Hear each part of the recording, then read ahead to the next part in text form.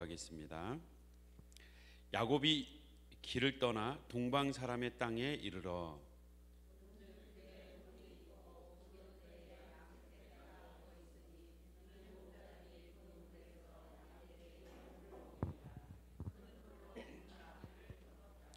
모든 떼가 모이면 그들이 우물 아귀에서 돌을 옮기고 그 양떼에게 물을 먹이고는 우물 아귀 그 자리에 다시 그 돌을 덮더라.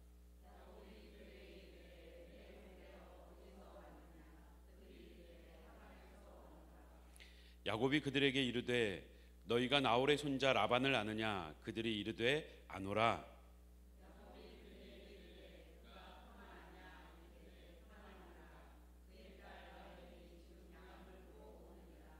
야곱이 이르되 해가 아직 높은즉 가축 모일 때가 아니니 양에게 물을 먹이고 가서 풀을 뜯게 하라.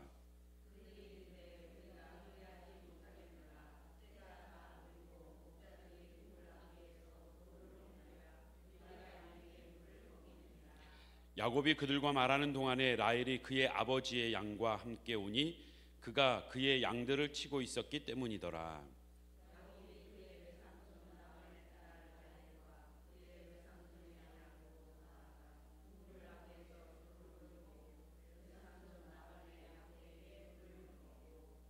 그가 라헬에게 입맞추고 소리내어 울며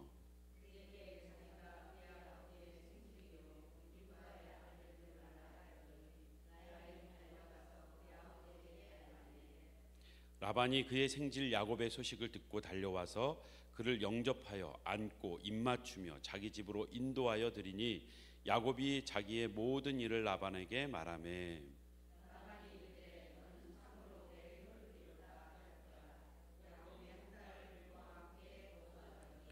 라반이 야곱에게 이르되 내가 비록 내 생질이나 어찌 그저 내 일을 하겠느냐? 내 품삯을 어떻게 할지 내게 말하라.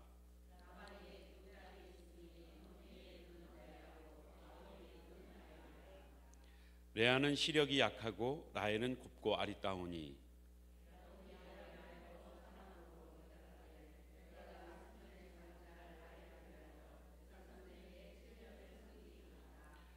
라반이 이르되 그를 내게 주는 것이 타인에게 주는 것보다 나으니 나와 함께 있으라.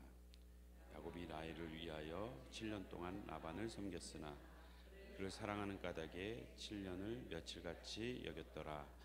아멘. 할렐루야. 하나님께서 오늘도 우리를 수요예배 기도의 자리로 수요예배 자리로 부르셨습니다. 우리 옆에 계신 분과 인사 나누겠습니다. 즐거이 헌신합시다. 즐거이 헌신합시다. 네. 선교 한국 초기에 이런 일화가 있었습니다. 기억하시는지 모르겠어요. 선교사님들이 와서 한국 사람들 보니까 뭔가 이렇게 인상을 심각하게 쓰고 있으면서 늘 하는 말이 죽게 있다는 거예요. 뭔가 열심히 하다가 죽게 있다. 죽게 있다. 아니 이렇게 신앙이 좋은지 복음을 들은 지도 얼마 안 됐는데 다 죽게 있다는 거예요. 나중에 알게 됐죠. 이게 배불러 죽게 있다. 배불러도 죽게 있고 배고파도 죽게 있고 힘들어도 죽게 있고 다 죽게 있다는 거예요. 결국에 이 말은 배불러 죽겠다는 뜻인데 선교사님들 죽겠다 이게 죽게 있다로 들으니까 우리가 우스갯소리인 것 같지만 모든 것이 죽게 있음을 고백하는 이 신앙, 주권적인 신앙. 오늘 새벽에도 말씀에 참여하신 분들은 기억하시죠? 하나님의 역사 가운데 요셉이 다시금 그 깊은 옥에서 들림을 받는 그 순간 하나님은 계속 일하고 계시는, 우리는 망한 것 같지만 여전히 하나님은 열심을 내고 계시는 그 하나님의 주권 속에 우리의 삶이 다 있는 줄 믿습니다. 그 하나님의 주권을 고백하며 그 주권 가운데에서 우리의 삶을 해석하고 다시금 하나님의 뜻을 발견하고 힘있게 나아가는 우리 성도님들 되시길 주님의 이름으로 축복합니다. 오늘 본문도 마찬가지입니다. 야곱, 도망가다 지쳐 죽을지 몰랐던 그에게 그가 자신의 삼촌인 라반을 만날 줄이야. 또 그것도 처음 그 우물에서 그의 딸을 만날 줄이야. 이 모든 상황을 누가 인도하고 계셨어요? 하나님의 주권 속에 있었다는 겁니다. 하나님의 주권으로 그는 순적히 그 광야를 지나 동방으로 가서 그 삼촌을 만나기까지 하나님이 그를 이끌어 가시는, 우리는 당장 앞만 보이기 때문에 그 다음 일로 불안할 수밖에 없고 두려울 수밖에 없어요. 때로는 죽을 것 같아요. 근데 조금만 내가 멀리 볼 수 있으면 아무것도 아닌데, 내가 내 인생을 통째로만 볼 수 있다면 지금 이까짓 것 기쁘게 지낼 수 있는데 우리는 안 보이니까. 자폐 아를 둔 부모님이 그런 얘기를 하세요. 얘가 집을 갑자기 나가면, 그러니까 어느 순간 갑자기 뛰쳐나간다는 거. 그러면은 나가고 난 다음에는 찾기가 너무 힘들고, 나가고 나면 계속 그렇게 애가 타는데 안 보여서 얘가 어디 있는지 어떤 일을 당했을지 모르니까 너무나 괴롭고 두려운데, 기도하는 가운데 하나님은 알고 계시겠지, 하나님은 보이시겠지. 나는 내가 안 보이니까 답답하지만 하나님은 그래봤자 이 성남시 땅덩어리 안에 어딘가 있는 게 다 하나님 지켜보고 계신데, 우리가 하나님처럼 보다 멀리 내다볼 수 있다면, 장소적으로 시간적으로 우리가 멀리 내다볼 수 있다면 우리는 정말 여유 있게 그 시간을, 힘겨운 시간이라 할지라도 즐겁게 보낼 수 있습니다. 오늘 본문에 이 야곱이 라반을 순적히 만나기까지 하나님의 인도하심이, 주권이 있었습니다. 또한 그의 삶의 7년이라는 세월 속에도 하나님의 주권이 나타나 있음을, 7년을 며칠같이 여겼다는 오늘 고백 20절이죠. 7년을 며칠같이 여겼더라. 야곱이 그 고된 노동을 하면서, 그 삼촌집에서 그 힘겨운 일을 하면서 며칠같이 여겼던 것, 어떻게 그럴 수 있었을까? 무엇이 그로 하여금 그 7년을 며칠처럼 여기도록 그가 그 고난에, 고통에, 어찌 보면 그 자신의 노동력을 다 빼앗기는, 사기당하는 순간이지만 그 가운데에서도 그렇게 얼마나 기쁘게 지냈으면 며칠처럼 지낼 수 있었을까? 지쳐있는, 또 7년이 아니라 우리가 마지막 절을 보면 30절에, 우리가 읽지 않은 30절에 보면 라반에게 속아요. 삼촌에게 속습니다. 7년을 열심히 일했는데 누가 들어와요? 라헬이 아니라 둘째 딸이 아니라 첫째 딸이 들어오잖아요. 나는 라헬을 위해서 수고했는데, 이 속은 이 날에 다시 라헬을 받고 다시 7년을 또 약속하고, 그 7년 다시 합치면 14년이죠. 그 세월을 보내게 됩니다. 30절 한번 읽어볼까요? 시작.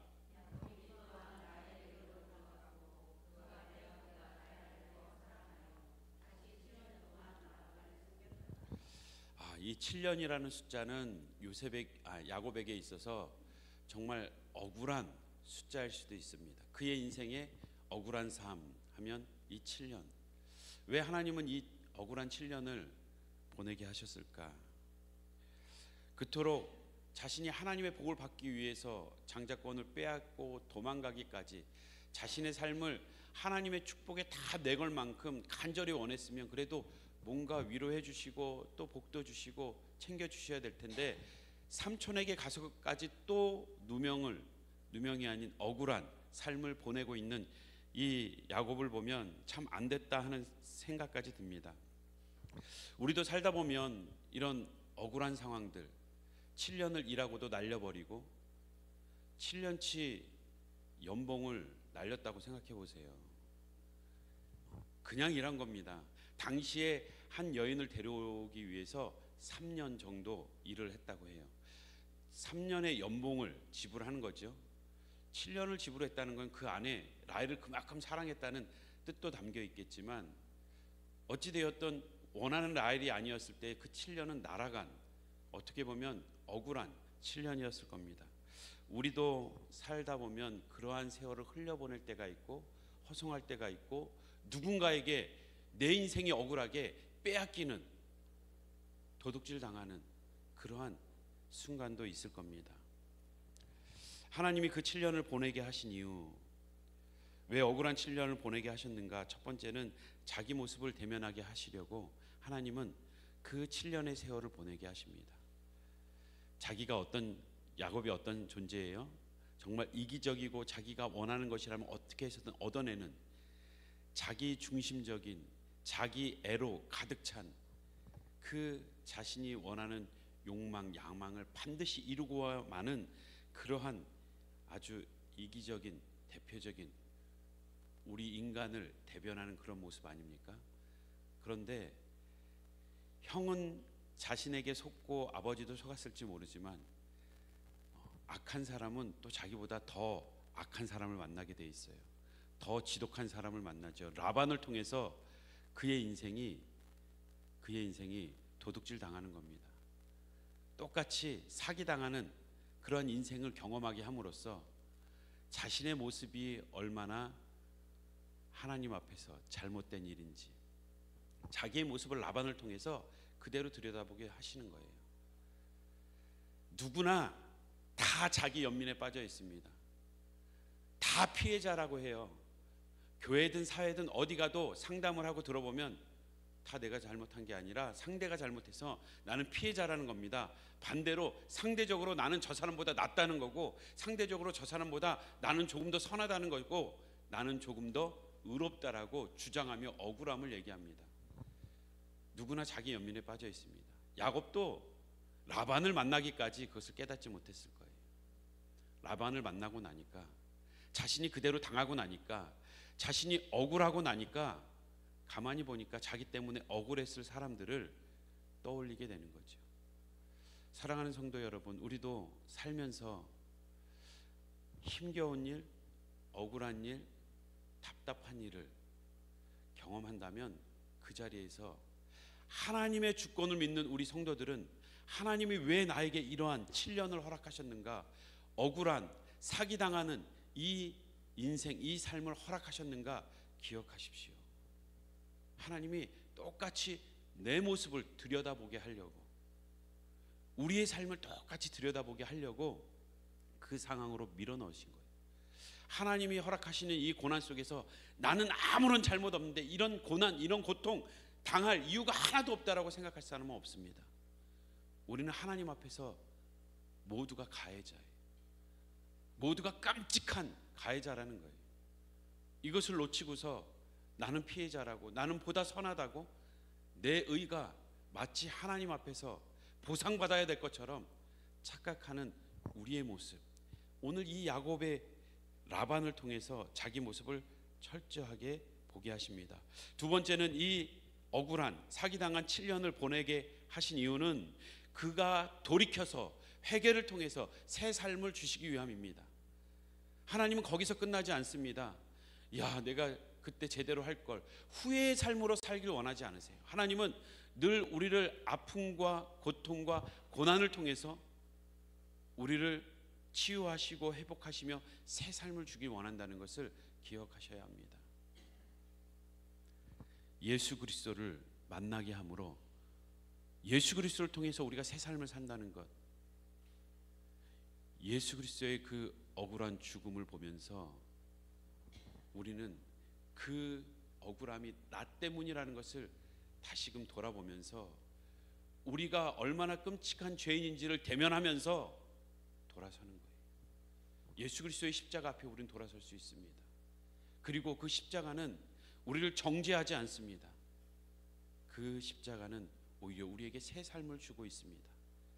야곱이 라반을 통해 자신의 모습을 보고 다시금 그 7년에 더한 14년을 보내면서 대가를 지불하고 있는 그의 삶 속에서 하나님은 야곱에게 새 삶을 주고 계십니다. 고린도후서 5장 17절 말씀 우리 함께 읽어보겠습니다. 시작.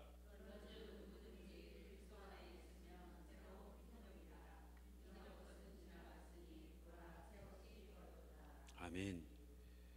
그리스도 안에 있을 때 새로운 피조물입니다. 그리스도 밖에 있으면 우린 새로워질 수 없어요.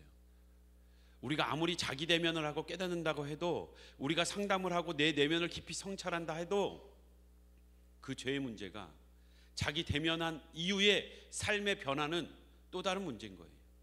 우리가 십자가 앞에서 자기를 대면했을 때 우리는 예수 그리스도 안에서 새로운 피조물로 변화될 줄 믿습니다. 그 능력이 십자가의 용서의 능력인 줄 믿습니다. 그 십자가의 능력을 경험하는 우리 모든 성도님들 되시길 주님의 이름으로 축복합니다. 억울한 7년, 사기당한 7년, 거기에 더한 7년, 이 7년을 보내게 하신 이후 마지막 대가를 지불하는 삶을 배우게 하시기 위함입니다. 내가 사랑하는 라헬을 얻기 위해서 그 7년이 며칠 갔던 것처럼 얼마나 빨리 지나갔으면, 재미난 일이 있으면 정말 빨리 지나가잖아요. 하루 더 있고 싶다. 그래도 공부를 같이 한 이렇게 목사님 내외 5가정이 꾸준히 이렇게 정기적으로 모임을 가져요. 앞에 이렇게 월요일, 화요일 이렇게 쉬는 날이 있었잖아요. 같이 모였는데 다들 벌써 오늘 헤어져야 돼? 되게 아쉬워하는 거예요. 다시 다들 이제 사역의 현장으로 가야 되니까 사모님들이 너무 아쉬워하고, 보통 이제 목사님들은 목회를 하면서 사역자들과 만남이 있고, 사모님들은 또 요즘은 다들 이렇게 개인 직장이 있어서 다 바쁘게 지내는데 목사님하고 사모님하고 이렇게 같이 친하게 지내는 경우가 많지 않거든요. 근데 이제 저희 5가정은 이제 플로에 있을 때 같이 기숙사에서 옆집 앞집에 살던 분들이세요. 그러니까 한 4, 5년을 같이 그냥 같이 가족처럼 지냈어요. 그러니까 지금 만나도 너무 반갑고, 오랜만에 만나도 사모님들이 편한 사이니까 목사님들이 좋은 거죠. 너무 아쉬워해요. 그리고 또 언제 만나냐고, 헤어질 때 언제 만날지를 또 정하는 거예요. 우리가 무언가 만나고 싶은 사람이 있어요. 사랑하는 사람이 있어요. 사랑하는 사람과 연인과 걸으면 그 버스 타고 빨리 가면 되는데 일부러 걸어가잖아요. 근데 걸어가도 왜 이렇게 빠른지, 일부러 지름길이 아니라 뺑 돌아가도 왜 이렇게 빠른지, 금방 지나가잖아요. 참 이 라헬을 사랑함으로 7년이 하루 같았던 거예요. 대가를 지불하는 그 세월이 힘들고 고통스러운 게 아니라 즐거웠다는 겁니다. 우리는 기억해야 합니다. 우리의 삶에 대가를 지불해야 될 우리의 삶이 있습니다. 가장 소중한 것을 얻기 위해서는 소중한 것을 얻기 위해 대가를 지불해야 합니다. 우리가 대학을 진학하려고 해도 그 수험생이라는 시절 지불해야 돼요.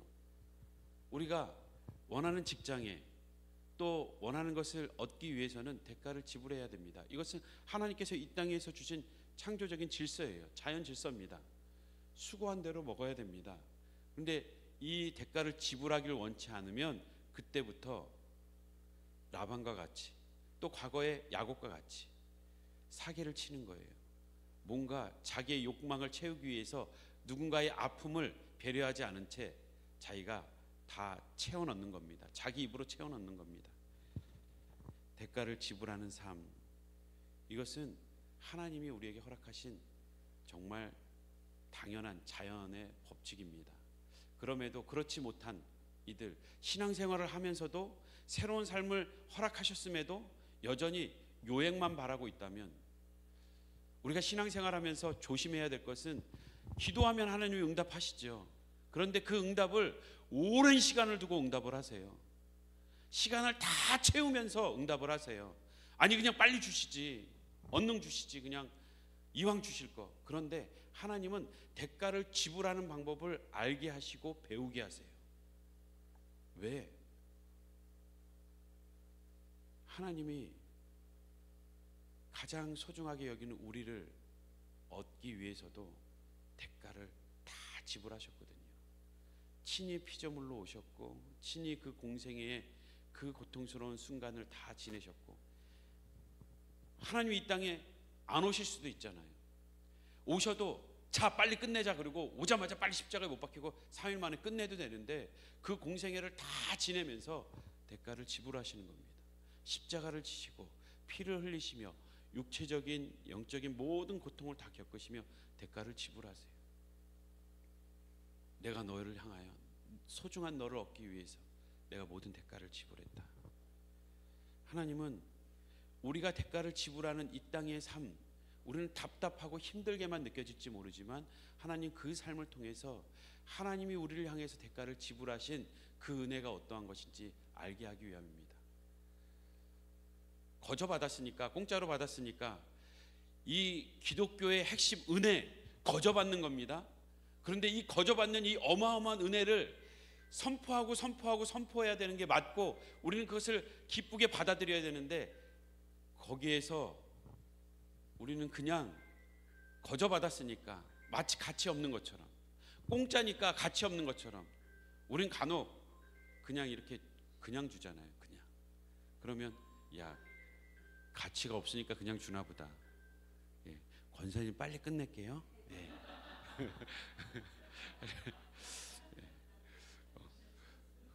바쁘신 우리 어르신, 우리 권사님들이 다 바쁘세요. 지금 막 시간 재고 우리가 값이 없어서 거저 받은 게 아니잖아요. 공짜로 받은 게 아니에요. 우리가 받은 영원한 생명은 우리 입장에서는 거저지만 하나님 입장에선 다 내준 거예요. 다 대가를 지불한 겁니다. 거저 받은 거 아닙니다. 대가 다 지불하고 받았습니다. 내가 지불하지 않았을 뿐이에요. 내가 지불할 능력이 없기 때문에, 지불할 수 없기 때문에 그 하나님이 우리를 사랑하셔서 지불한 거예요. 야곱이 라헬을 사랑해서 그 7년을 며칠처럼 기쁘게 그 7년을 보낼 수 있었던 것처럼, 하나님은 자신을 내어주면서도 그 공생애와 그 십자가의 모든 사건 이후에 나타날 그 영광을 바라보며 참으셨다는 겁니다. 혹시 우리의 삶 가운데 정말 지금 당장 해결되지 않아서 대가를 지불하며 기다려야 되는 그러한 삶에 놓여 있습니까? 그 삶을 통해서 우리에게 대가를 지불하신 예수 그리스도를 오히려 깊이 묵상할 수 있는 시간이 되길 주님의 이름으로 축원합니다. 신앙은 그런 겁니다. 기꺼이 대가를 지불하며 기다리는 것, 그것이 신앙입니다. 우리는 신앙생활이 기도하면 제깍제깍 들어주고 공짜로 구원도 얻었는데, 다 뭐든지 공짜로 얻기 위해서 우리는 아무런 수고 안 하고 그냥 거저 받는 것처럼 착각하지만, 하나님 분명히 말씀하셨어요. 수고하라고, 애쓰라고. 수고해서 구원을 얻는 게 아니에요. 구원의 영역이 아니라 너희는 이 땅에서 수고의 삶을 경험하라고. 왜? 그것은 신학적으로 가장 근본적으로 우리가 죄인이기 때문에 경험할 수밖에 없는 것이지만, 하나님은 그것을 꼴 좋다, 너희가 죄지었고 너희가 떠났으니까, 너희가 타락했으니까 경험해봐라가 아니라, 그 경험을 통해서도 그 큰 은혜를 누리게 하시는 거예요. 그 십자가의 깊은 은혜를 깨닫게 하시기 위함이라는 겁니다. 에베소서 4장 28절 우리 함께 읽어보겠습니다. 시작.